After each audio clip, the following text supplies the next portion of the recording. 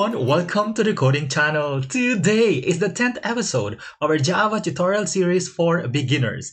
And in this episode, we are going to talk about the for loops in Java. These and more when we come back.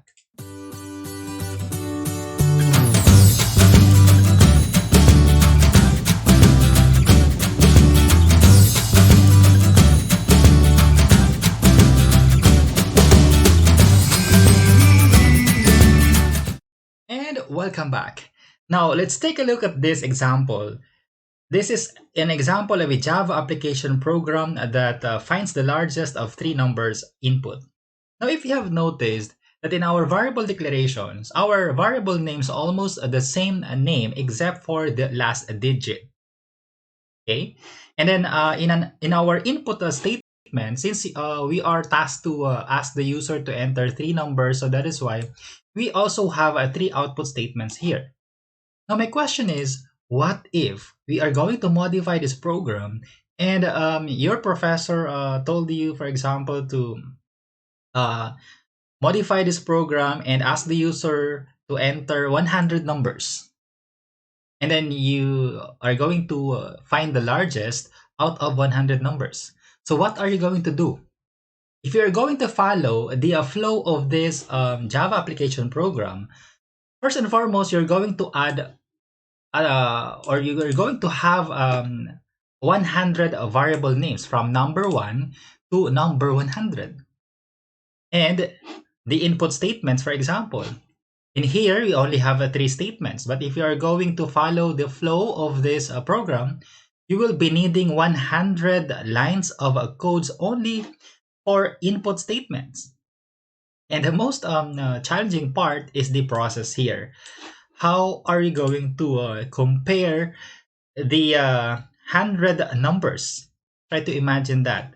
In here, we only compare three numbers. So what if you're going to add 100 numbers? So it makes our program more complicated, and it's very hard to debug as well. So that is why if you are in this type of situation, there is a solution. It's a time for us to use the what we call for loop. Okay, now when we say for loop, the for loop in Java is used to iterate. When I say iterate, it's meaning repeat. Okay, to repeat a part of the program several times. And it is recommended to use this loop if the number of iteration or repetition is fixed. So when you say fixed, the number of repetition is known, meaning known number of repetition. For instance, you are going to repeat 5 times, 10 times, or 100 times. So that is a known number of repetition. Okay, now let me show you the for loop syntax. Okay, it's very easy. You just need to use the for keyword, all in lowercase. And then inside of the open and close parentheses, there are three arguments. The first one is the initialization, followed by the condition, and then the increment, separated by semicolon. Okay, now same with if and if else. If you only have one statement inside of, for example, in our for loop, the left and right curly braces here are not required. But if you have more than one statement inside of the for loop, so that's the only time that you use the curly braces there. Okay, now, how does this for loop work? So let's try to have a loop analysis there. The first step, actually, once Java reads this code, Java will go to the initialization. Okay, so I consider that as a step 1. And then the step 2 is the condition.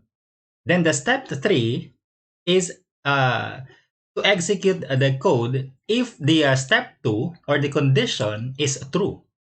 Okay, so for as long as the condition is true, Java will execute the statement inside of your loop. And then after that, after executing whatever statements you have inside of the loop, the step number 4 is the increment or decrement. Okay, so normally, this one adds 1 to the counter variable before you test the second time around.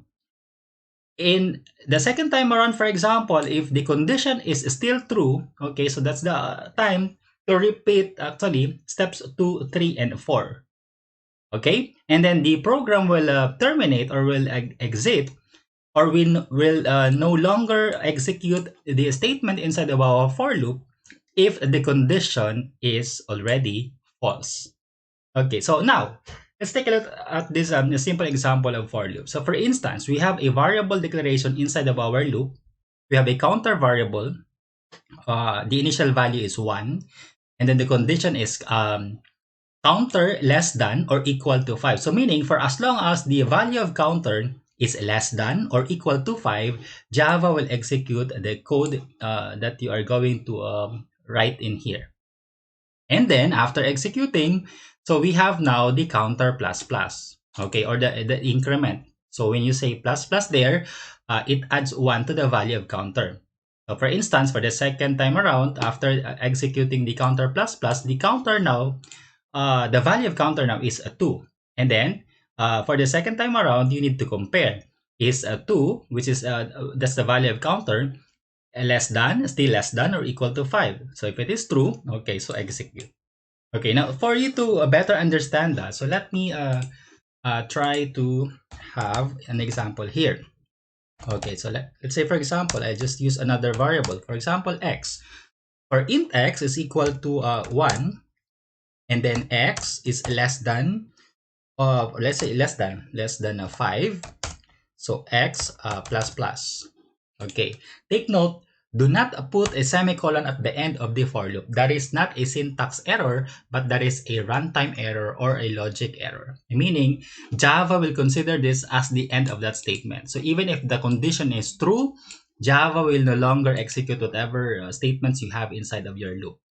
So be careful. That is a common programming error actually. Okay, so the curly brace, and then here. Let's say for example, we just want to just simply display a console output, okay, by just using system that out that print, for example, and then, or just have used to use print, and then for example x, or should I say number. Okay, let's just have to use here, so number, and then I have this space here, and then for example, okay, semicolon. Okay, that's it. Very simple. So this is what I'm talking about. If the statement inside of the for loop is only one statement, this curly braces here, the left and right curly braces, is not required. Okay, let's try to run this one first. So as you can see, the output is 1, 2, 3, 4. So we have 4. Why 4? It's because the value of x is 1, 2, 3, and 4. If the value of x is 5, 5 is already false. So that's why we ended having only 4 output statements here. So try to imagine this example using a for loop, okay, is similar to having 4 output statements here. So instead of having this 4 output statements, you need to use a for loop instead, so that you can save space, and it makes your program simple and shorter at the same time. Okay, so let's say for example, if x is equal to 5, so what does it mean now? Okay, how many iterations do we have now? Okay, let's try. I'll try to change this one using println. If you're going to run, so the output is number having 5 lines here, since we've used the println. So meaning, if x is equal to 5, that is still true. So that is why Java execute this code.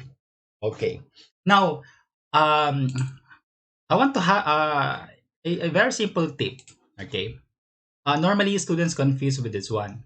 X plus plus, that's what we call post increment. Okay, if we use, for example, plus plus x, that is also correct. Okay, and we call this as a pre-increment. Okay, now what's the difference? Actually, there's no difference once you use the pre-increment which is the plus plus x, and the post increment, that is the x plus plus inside of the loop. So there's no difference. Okay, the functionality of plus plus x or x plus plus only adds 1 to the variable.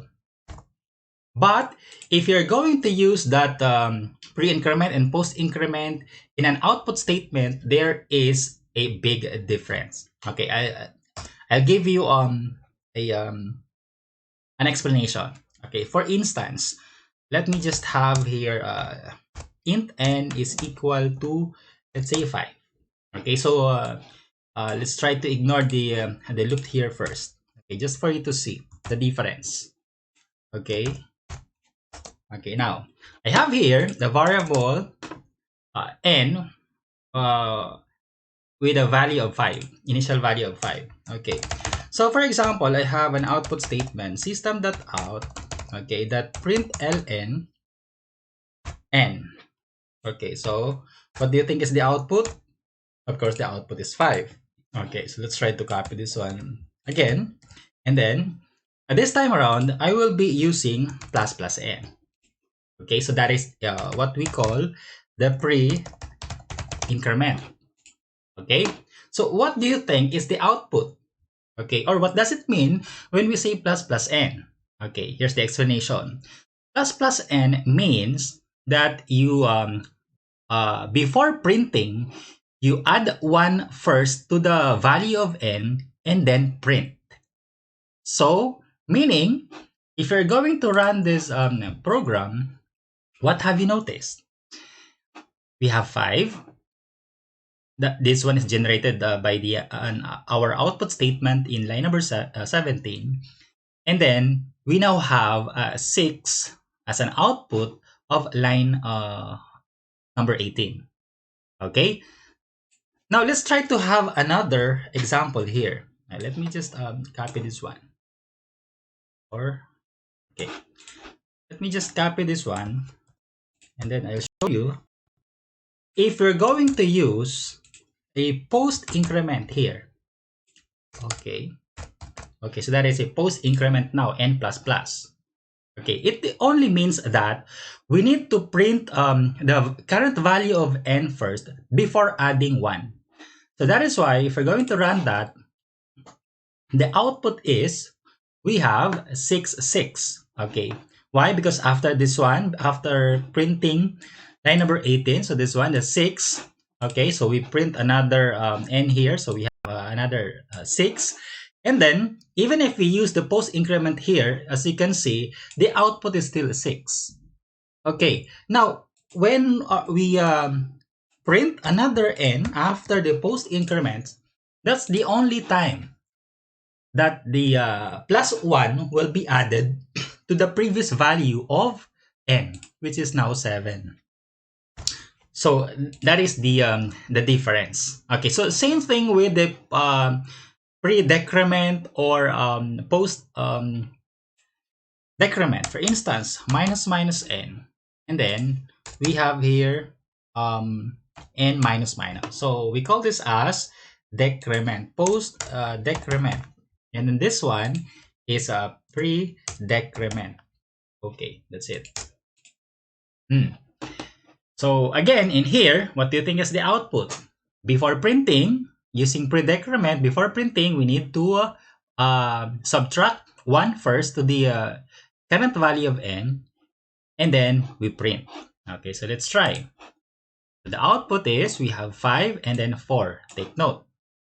This 2 generated by lines 17 and 18. Okay, and then we print n again, so that is 4. And then we have another output statement, the post decrement here. As you can see, the output is still 4. The value of n is still 4, okay, upon printing.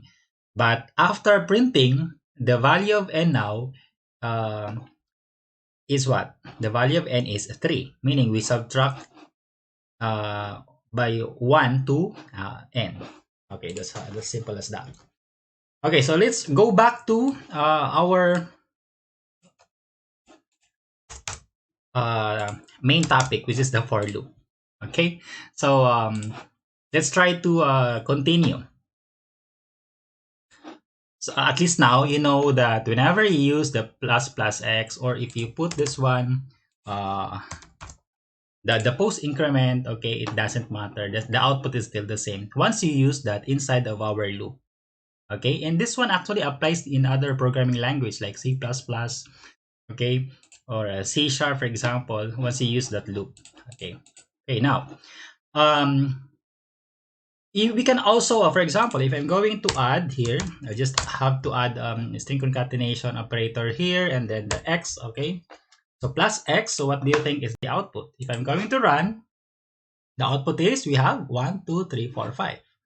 So if you want to display a numbers in descending order, so you better start from 5, for example, and then instead of less than, you just have to use the greater than sign. And then instead of x plus plus, so x minus minus. Still the same, but the output, of course, is in descending order. Okay, so what happened now? X equals 5 and x is greater than or equal to 5. So we only have 1, okay, output. But you need to change this one to 1. Okay, so that's it. So that we will now have the 5, 4, 3, 2, 1. Oh, for example, if you use a 0 here, so you will get 1, 2, 3, 4, 5, 6 output, including 0. Okay, so that's how simple it is to use the for loop. Okay, so now that you know the syntax of for loop, so let's try to solve a largest number. Let's say, for example, a 10 numbers. Okay, so how are we going to do that?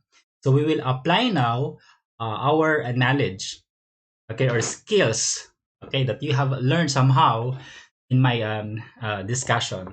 Okay, so largest number. So we will try to modify this program, okay, but this time using for loop. Okay, so as I told you in our previous episode, whenever I create a program, especially for those who are beginners, okay, if you're just starting, better that you have this type of outline. Okay, you for you to determine, okay, what are the variables needed, and then before you uh, write your input statements, and then you find the solution, the process, and then the output. Okay, so let's try. What are the variables needed? We'll be needing, for example, one variable, okay, to get the user input. So try to imagine you save a code here. Instead of having one, let's say 10 variables, we will be needing only one, okay? And then another variable, which is the, for example, largest, where we store the largest number so far, okay? And then every time you use a variable, for example, later we will try to display the output, right? And then we will use the largest variable. So make sure that you initialize that variable, or else you will get an error, okay, or syntax error. Normally variables might not have been initialized, something like that. Okay, so let's try. Next, we have an input statement. Okay, but this time around, we're going to use the for loop. Okay, or for instance, let me just have an input statement first. So for example, a number is equal to, since I'm going to use the input dialog, so integer that parse int, I will use the integer that parse int to what? So that, what's the functionality of integer that parse int? If you've watched already our previous episode. Okay, what's the use of that? The integer that parse int serves as a converter, just to convert a string to integer. Okay, so for example, we have enter a number, or enter a number, and then for example, we will use the variable x. Okay, so we have plus x here. Let me just okay, this one is still valid. Okay, and don't forget to import again the J option pane that is under javax.swing package. Okay, now x is unknown here. It's because I'm just planning to put this one inside of our loop. Okay, so for example, for int x is equal to 1. We'll start from 1, and then x is less than or equal to 5, for example, and then x plus plus again. And then this time, we will use the curly braces here. Okay, so that's it. Okay, so having this code now, we will have 5 input statements. Okay, you're going to ask the user to input 5 numbers. So this input statement will appear 5 times. Okay, so for example, once the user have entered the first number, what are we going to do? Since that is the first input, so we will consider the first input as the largest so far. Okay, so we will have a condition here: if number, or if x, if the value of x is equal to 1. Okay, so that is the only time that we assign the number to largest. Okay, so again, we consider that the first input is the largest so far. Okay, else, what if we are now on the second iteration? Okay, so else if x is what? Not x anymore. We're talking of number. If the user input the second time around, okay, if number is what? Is a greater than what? The largest so far. What's the value? Okay, for example, if the user have entered 5 for the first input, so the second time around that you ask the user to enter a number, let's say 2, we are now going to compare if 2 is greater than 5. Okay, something like that. So what are you going to do now? So of course, if the new input is greater than the largest so far, so largest is equal to that number. Okay, and then that one will just repeat, okay, for the third time, for the fourth, and for the fifth. Okay, so we are sure that the largest so far is being assigned to the largest variable. Okay, and then after that, so this is now what we call the process. Okay, or the solution to our problem. Okay, so that's it. That's how simple it is. Okay, so this is, for example, now the for loop. So let me just have put here end of for loop.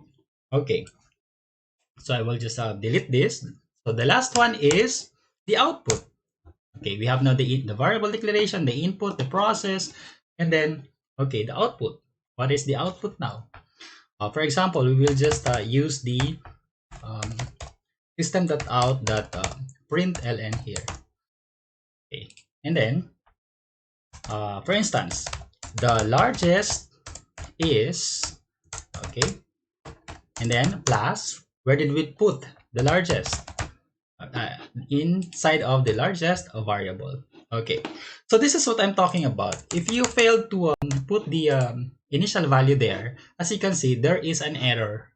Okay, because we are trying to display the largest and we failed to put the initial value. Okay, so just be careful with that. Okay, now let's try to run. So we have now enter number 1. Now take note, enter number 1. So that's it.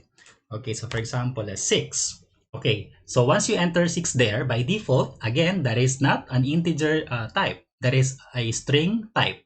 That is why we use the parseInt method, integer.parseInt, okay, to convert. Okay. Next, enter number 2. For example, we have 7. Enter number 3, for example, 4. Enter number 4, we have 9. Enter number 5, we have 10. So far, the 10 is the largest. So we'll see. Okay, so the largest is 10. Okay, simple as that, right? Okay, if you're going to what? To display the numbers, so we can just add here for numbers, and what? Where are the numbers? Okay, since we only have two variables here, how are we going to store the values entered by the user? Well, what do you think? Can we use number here, for example? If we use number here, the value of that number is what? Let us see. Okay, if we use that number, what do you think? That is an invalid. That is invalid. Why? Because number is may not have been initialized. Okay, let's try it. For example, if we initialize that one to 0, what do you think is the output? Let's try to 6, 5, 4, 3, 2, and then, okay. So the numbers to the largest is 6. See, we have a logic error here. Okay, it's because since we use the for loop now. Okay, so we have now a different approach, right? Okay, and the only way to store the previous values of number, because every iteration the value of number has been changed, right? We override it every time, every iteration. Okay, so the solution is that, okay, we can just put it here. The solution is to have a string concatenation. Okay, we will have a string, for example, output here. Okay, again, if it is a string, and then if you're going to use that for output to output later to display the value of that variable, you are required to put an initial value. If it is a string, just simply put an empty string there. Okay, let's go back. How are we going to solve that problem? If you want to store, if you want to see the previous input of the user, okay, so we'll use the output. We will have a string concatenation here. Okay, so output is equal to output. Meaning, output is equal to the previous value of output, okay, plus the value of number. For example, we are on the first iteration, so plus the value of number. Let's say the user have entered 5. Okay, so 5 plus the empty string. So that's it, right? Okay. After the second iteration, for example, the user have entered 4. Okay, for the second iteration. So we now have 5 and then 4, right? So if you want to put a space, so that is also possible. You just have to use a double quote here with one white space there, so that we have now output. For example, after the first iteration, we have the 5 plus, for example, the second iteration, we have 4, so 5 space, 5 space, and then we have now 4 and then space again. It's like the value of output for the second iteration is 5 plus the space. Okay, and then this time around, we have now output, okay, which is 5 plus, and then another value of number for the second iteration, for example, and then another space. The third time around, during the third iteration, okay, if you're going to trace this, the value of output now is a 5 space a 4 plus the new value of number and then another space. So that's how string concatenation works. It's very important. Okay, so now we will try to replace number with an output variable here. Okay, so that's it. Let's try. And then also we want to display the largest in a second line, for example. If we're going to run this one, okay, let's try 7, 8, 9, 5, and 10. So for numbers 7, 8, 9, 5, 10, okay, thank you to the output string variable, the largest is 10. See? Now, what if your professor, okay, told you, try to modify the program, and then aside from largest, I want you to display the largest and the second largest of 5 numbers input. Oh, how are you going to do that? Okay, well, let's try. So if that is the case, we will add another variable here. Okay, for example, let's call it next largest.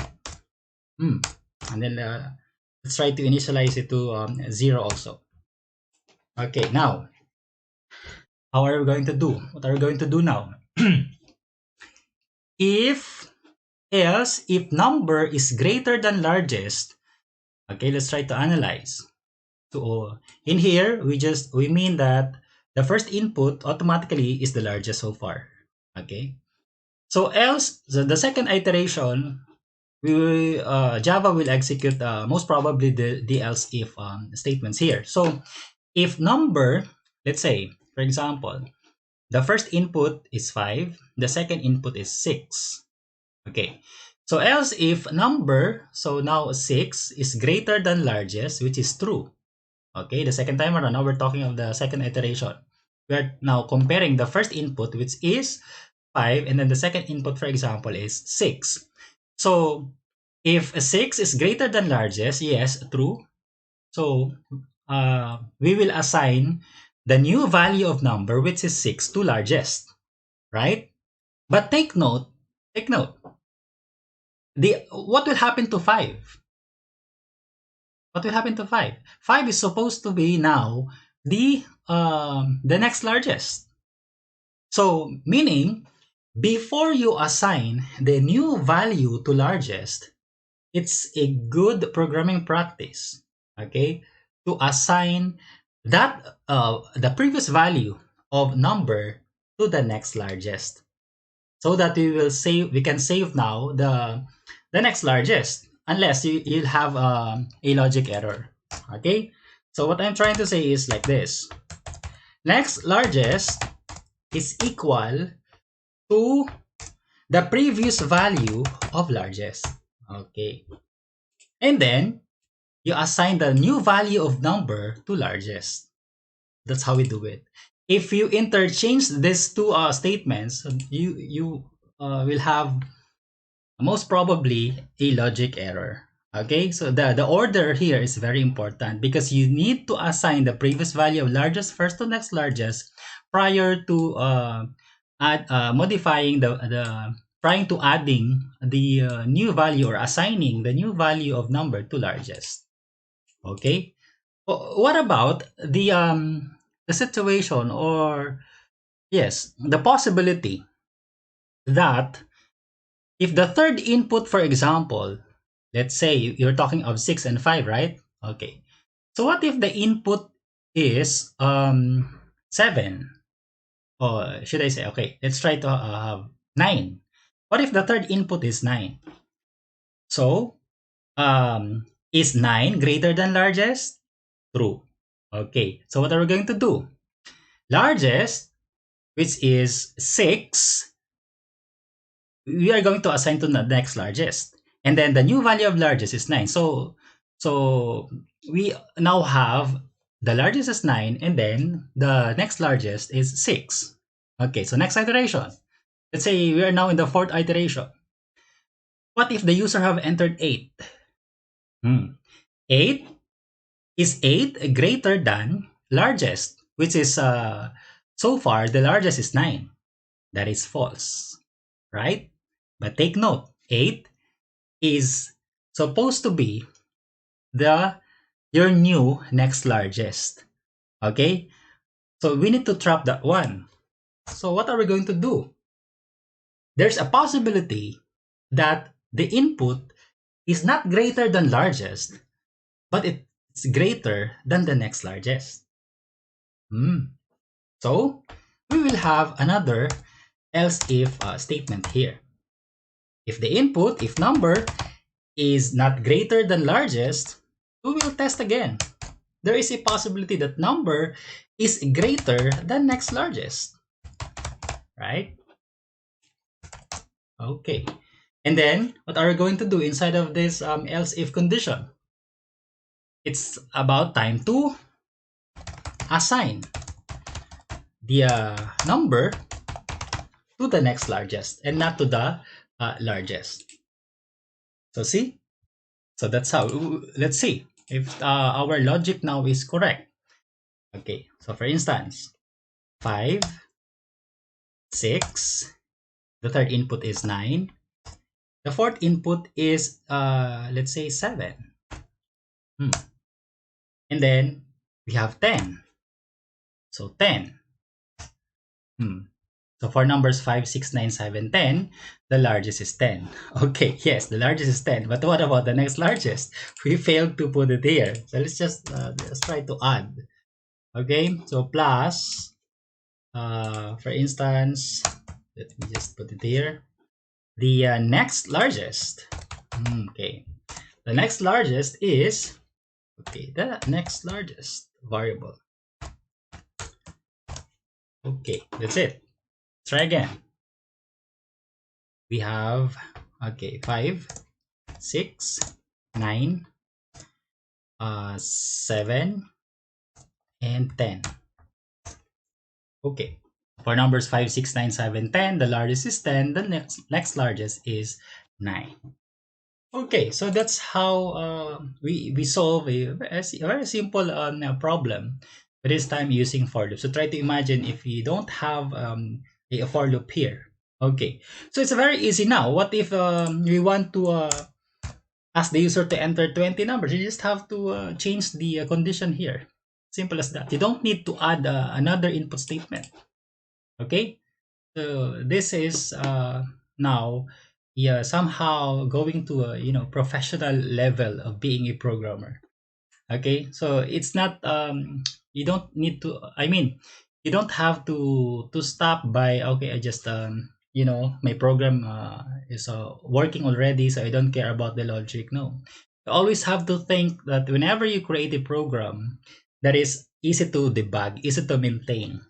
Okay, what if you're going to modify that one? Okay, um what if you suddenly resign in a company? So how come the new programmer, for example, the newly hired software engineer, uh, especially if your code is you don't put some any comments there. Okay, so that is not a user friendly. It's very hard to read the codes of other programmers, if especially if they don't follow the naming convention.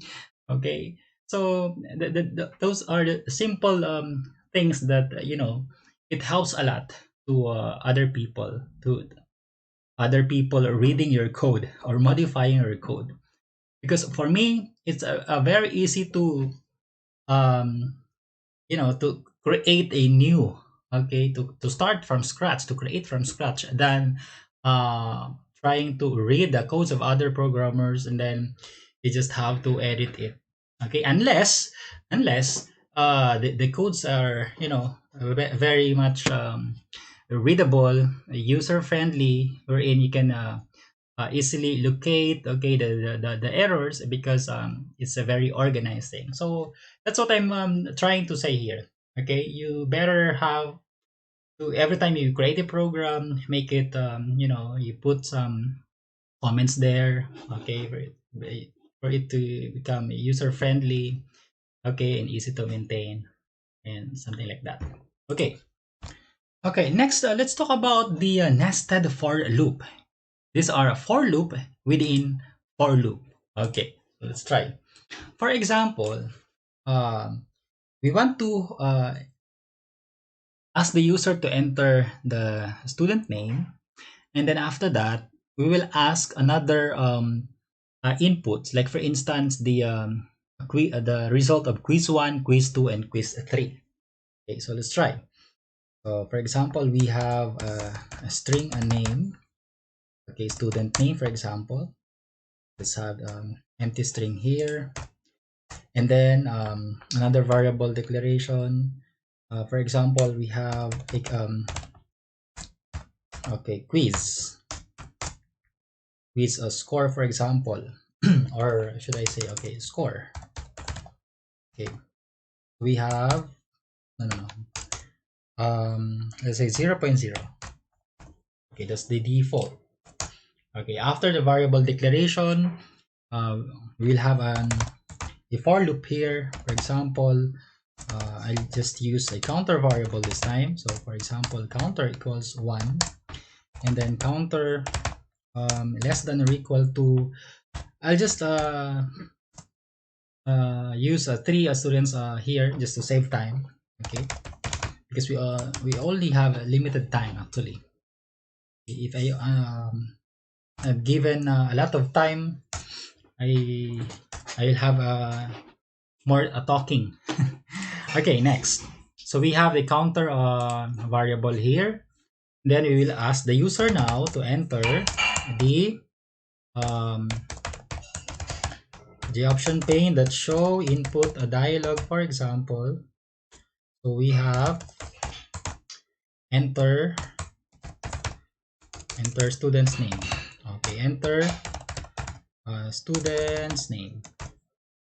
Okay, something like this. Enter student's name. Okay, since we are assigning to a string variable, we don't need to convert from integer to string, or from string to integer, for example. Okay, so next, so we have, what's next? Okay, so that's an input statement now. And then after asking the user, for example, the student name, this is what I'm talking about. Okay, you will be needing another for loop, okay, to ask the user to enter the three quiz results, okay, of a student, number 1, for example. Let's say, for example, enter student name 1. Student's name 1, example here. Okay, that's it. So we will use the counter variable now. And then, for example, here we have for int for example, quiz. I'll just use that one. Okay, sorry, quiz 1. And then for as long as the quiz is less than or equal to 3, okay, quiz plus plus. Okay, something like that. And then what are we going to do here? We will read now the score of the student, of the first student. So score is equal to what? To we will have another input statement. So something like that. So input dialog, and then enter, for example, score 1. So enter score 1. Sorry, score, and then plus quiz 1. Okay, like this. Okay, but take note, we need to convert. This time we're talking of a double. So sorry, double that parse double. Okay. Ooh.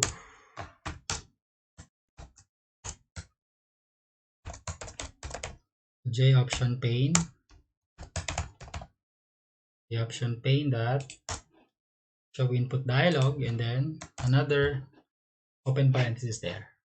Okay. Double is a class within Java.lang, which is a default package. Same with integers. That's why we don't need to import. Okay. Quiz. Why quiz 1? So we have a quiz. Okay. So next, we let's enter student name 1, and then score. So since this one is inside of the loop, so it will iterate 3 times to ask the user to enter the score. But take note, every time we ask the user to enter, we need to put this one in our average, for example.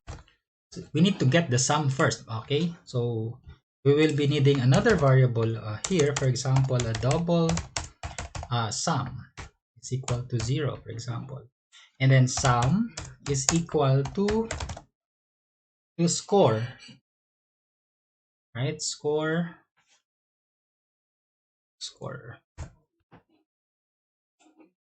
is equal to sum plus score. Okay, or there's a abbreviation, I mean the shortcut there, sum plus equals score. Okay, that's it. So either of the two, you can use that one. Okay, for example, we will just use this one just for you to know. Okay, plus equal, so it only means sum is equal to sum plus score. Okay, so we are now, so meaning every iteration, we will add the score to the variable sum. Okay, and then after that, we will get the average of that student. So, um, since we are inside of the second for loop, so we will go out of that. Okay, if you go out here, we are still inside of the main loop of the first for loop. Okay, so in here, before we end the first student, so we will add another, um, for example, a double average here. Okay, equals 0, for example. So average is equal to sum divided by what? Divided by 3, for example.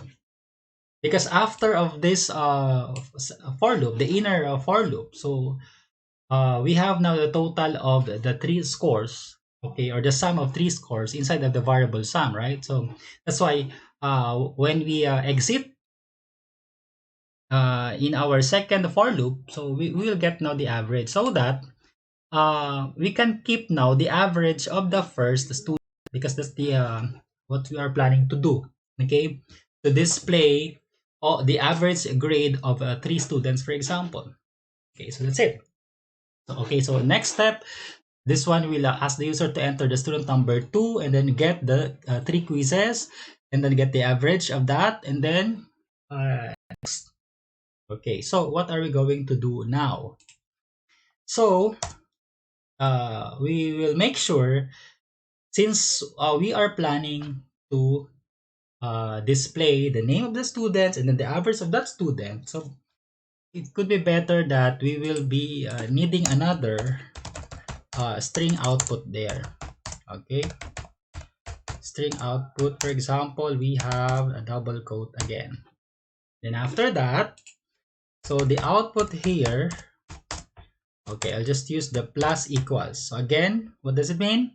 It only means that output is equal to the previous value of output plus, so we will concatenate now our desired output here. So we want to display the name plus the average of that student.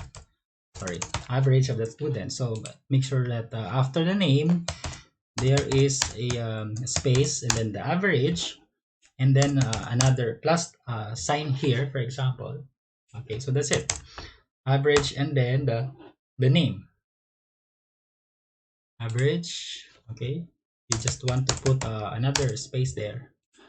Okay, so this is now for the second student. Okay, so for the second student, we will have, let's try to have a backslash n here. So that every iteration, okay, there's a first student, first line, second student, second line, third student, or the third line. Okay, that's it. And then what else? Okay, so and then after that, let's try to have an output now here, since we're running out of time. Okay, okay, system.out that print ln, then we will just display the output. Simple as that. Because the output, our desired output is already inside of the output variable. So let's try if this one is correct. Let's run. Okay, enter student's name 1. Okay, so for example, we have Irandon. Okay. Next, enter score 1. We have 98, 87, 67. Okay. Enter student's name 2, or the second student. For example, we have Kyle. Okay, and then we have 78, 98, and then 65. Okay, enter student's name 3. Okay, for example, we have Julian. And then we have 90, 98, 96. Okay. So, what's the output now? We have Irandon, 84. Kyle, we have 164. And then Julian, we have 259. Huh? Okay, how come we have a 259 here? Okay, it's because we forgot to set the average again to 0. So after the output, for example, here, it's a very important that we will have average here. We will set that one again to 0 before we go up, before we read another input. What's important is that after we assign the average of the first student, okay, in our output variable, we will set the average to 0. Okay, let's try again. So we have student, we have Laureta. Okay, shout out to you, bro. Enter na score number 1, 78, 89, 99. Okay, enter students name 2. For example, we have Mark 96, 97, 95. Students number 3. For example, okay, my name Julian, for example, enters score 1, 90, 88, 77. Okay, so there you go. We have 88.66. Mark is 184. It seems you still have a logic error here. Okay, that is a very good example. You know, why do you think we still have an error here? Okay, why the average score of Mark is 184 and 269? It's because aside from the average, okay, we need to what? We need to um where's the sum? We need to initialize also the sum to 0. Okay, that's what we forgot. Okay, and I like this one because I can show you the how to solve that one, that error, because it's not always uh, correct, right? If every time we run, sometimes we forgot. Okay, so we have, for example, David here, the 90, 78, 56. Okay, and then we have Eric, for example, we have 90, 93, 92. Okay, there you go. Okay, so now this is now the final output. Okay, so the 81, 74, and 91. That's how we solve that one. But since we have so many decimal points here, okay, how are we going to solve that? That is possible by using what? Since we use a println there, okay, so let me just tackle this one first here. We just have to put a decimal format. For example, my format, okay, is equal to new decimal format, and then we will put here our desired format. For example, I want to display only 2 decimal places. Okay, so that's it. It's a basic format. So decimal format, you need to import under java.text.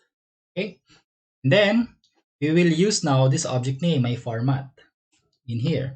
So my format dot format. Format is a built-in method of the why some here of the decimal format class.